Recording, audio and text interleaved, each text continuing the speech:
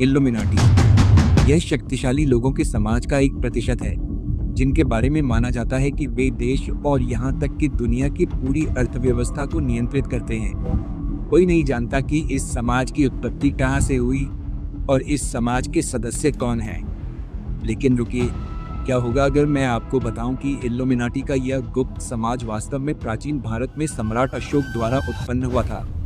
हाँ, आपने सही सुना। तो चलिए कहानी शुरू करते हैं।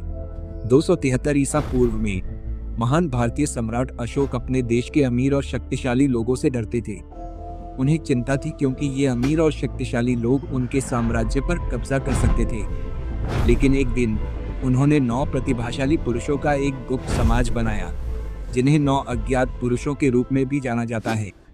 लेकिन रुकिए, कुछ ऐसा है जो आपके होश उड़ा सकता है। इन लोगों को मानव जाति के सबसे खतरनाक ज्ञान की जिम्मेदारी सौंपी गई थी। इस समूह में प्रत्येक व्यक्ति को एक गुप्त पुस्तक दी गई थी जिसमें वैज्ञानिक, दार्शनिक या रहस्यमय ज्ञान था जो आम लोगों के लिए बहुत खतरनाक था। सम्राट अशोक ने कभी उनकी पहचान उजागर नहीं की।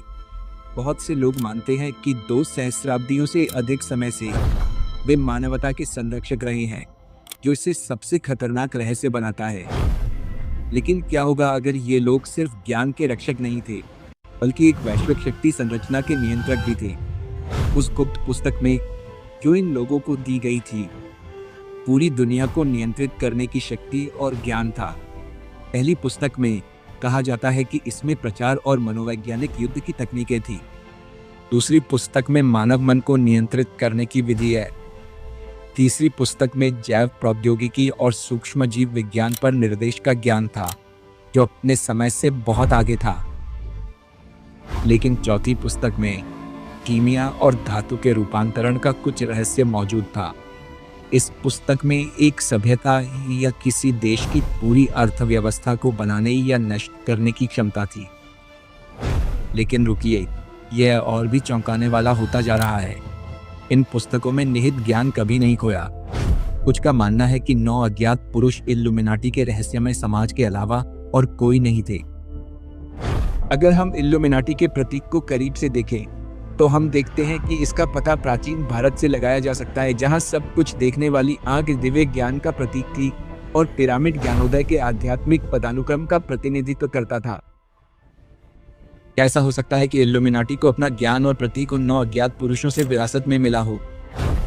बहुत से लोग मानते हैं कि भारत का विशाल ज्ञान प्राचीन व्यापार मार्गों के माध्यम से पश्चिम में फैला, जहां विद्वानों और रहस्यवादियों ने मिस्र, ग्रीस और रोम में अपने समकक्षों के साथ विचारों का आदान प्रदान किया।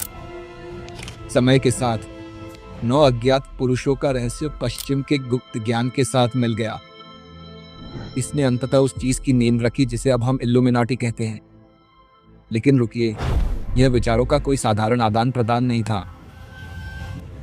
9 अज्ञात लोगों के ज्ञान की सावधानी पूर्वक रक्षा की जाती थी और इसे केवल उन्हीं को हस्तांतरित किया जाता था जो ज्ञान के योग्य थे।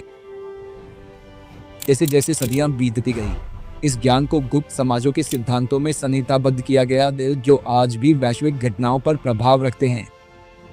कहा जाता है कि 9 अज्ञात पुरुषों का प्रभाव आज भी महसूस किया जाता है।